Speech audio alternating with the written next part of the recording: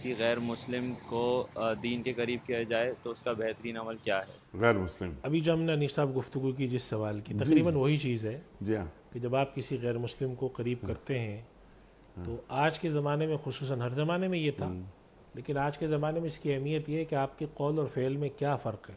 جی. اگر آپ کے قول اور فعل میں تضاد ہے ہاں. تو کون قریب آئے گا؟ غیر مسلم تو چھوڑی، آپ کے اپنے سگے قریب نہیں آئیں گے کہ آپ کہتے کچھ ہیں کرتے کچھ ہیں. سب سے پہلی بات تو یہ. دوسری بات یہ ہے کہ اعلیٰ اخلاق، اور سب سے بڑی بات ہے تحمل، برداشت، سامنے والے کی خیر خواہی. جب آپ کے دل میں سامنے والے کی خیر خواہی ہو، ہمارے بزرگ کا ایک میں نے مقولہ پڑھا تھا کہ اگر آپ سامنے والے کی خیر خواہی کے دل میں جذبہ لے کر جائیں، اپنی فتح اور اپنے غلبے کا جذبہ لے کر نہ جائیں کہ آج میں نے اس کو نیچا کر کے دکھانا، یہ نہ ہو.